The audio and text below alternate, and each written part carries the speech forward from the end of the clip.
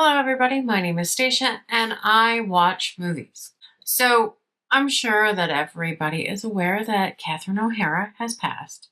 It's been a few weeks since she passed, but I wanted to honor her by talking about one of her movies. It is the 1996 movie Waiting for Guffman. It is one of Christopher Guest, the writer and director of this, mockumentary style movies. It was written by him along with Eugene Levy, who is the co-writer of this movie. They also work on several of his mockumentary style movies together.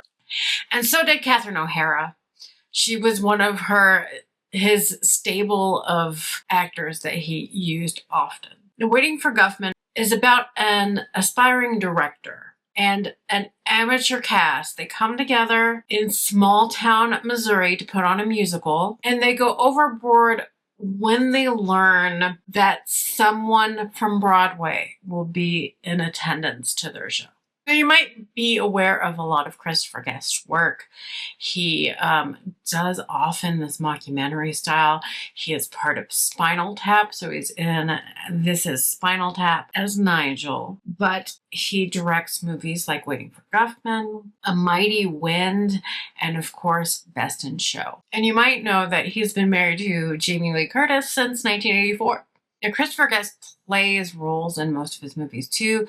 In this case, in Waiting for Guffman, he is Corky St. Clair, who is the writer-composer of said musical that they're putting on. And the centerpiece of the show is his composition original music production of Red, White, and Blaine. Now, he and the music teacher from the high school, Lloyd Miller, played by Bob Balaban, are the ones putting on this show.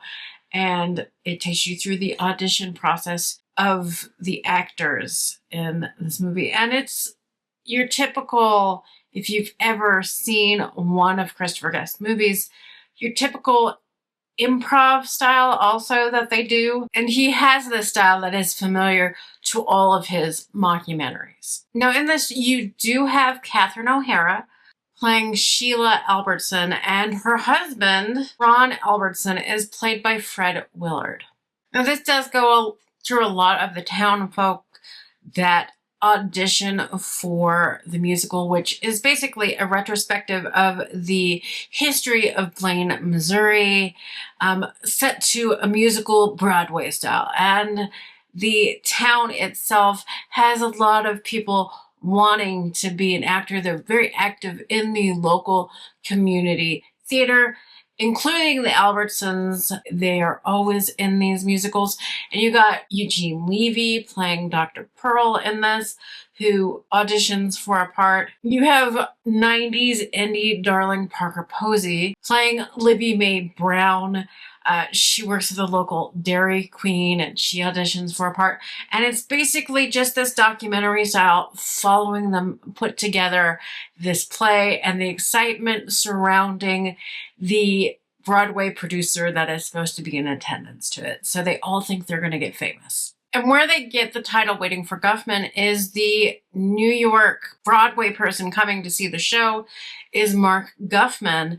And they are all just waiting for him to show so they can get their big break and see what type of stars they are. They think they're going to be able to take this to Broadway. And the whole town, even those not in the show, is so excited about this. And going back to Christopher Guest's Spinal Tap connections, the music in this movie was written and composed by the members of Spinal Tap. So Christopher Guest, Harry Shearer, and Michael McKean. And there was so much filmed for this and so much improvised in this. There's actually a lot of footage they had to go through to actually put this movie together.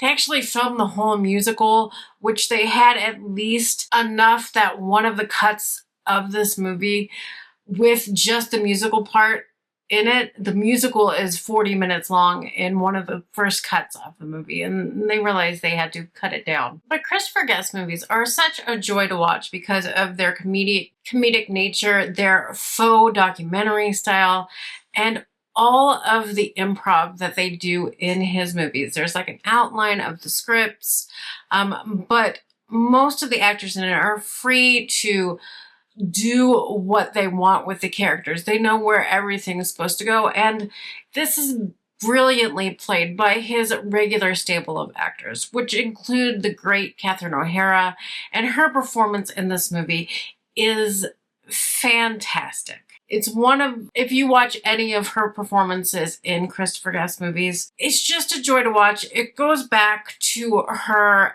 SCTV days. She is so adept at this. And I know she's famous for movies like Beetlejuice and Home Alone, and she deserves all the praise for that. But to see her on another level, really shining at what she did best, you have to watch movies like Waiting for Guffman and Best in Show. They just highlight her talents for comedic improv so perfectly. If you've never seen her in SCTV, you really should.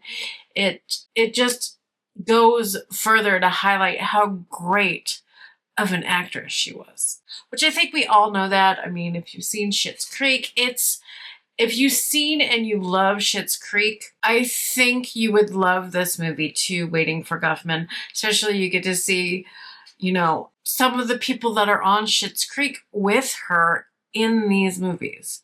And just Waiting for Guffman, because of the whole play and the silliness of it, is my favorite out of these movies, followed by Best in Show. You really can't go wrong with either one of those. So far, we've lost a lot of incredible talent, and it's just a shame. I just wanted to make sure I get something out there that honors the legacy of Catherine O'Hara, and of younger people are familiar with Catherine O'Hara's work in Schitt's Creek. And if you wanted to delve more into her career to honor her, Waiting for Guffman is a great one to do that. She's fabulous in this movie. And if you like this, go on to Best in Show, go on to stuff like For Your Consideration, their send-up of the awards season, and how you get nominated for Academy Award. You can see her brilliance that you love in Schitt's Creek there if you haven't seen these movies. But thank you for joining me. I love movies. I love movies, and I love talking about movies on the internet, and I like to share it with all of you. And if you like that too, consider subscribing to the channel. But if you like this video, please give it a thumbs up and give me a comment. I love discussing the movies with you guys. But just make sure you watch something in honor of Catherine O'Hara. But thank you all for joining me. I love you all. Bye.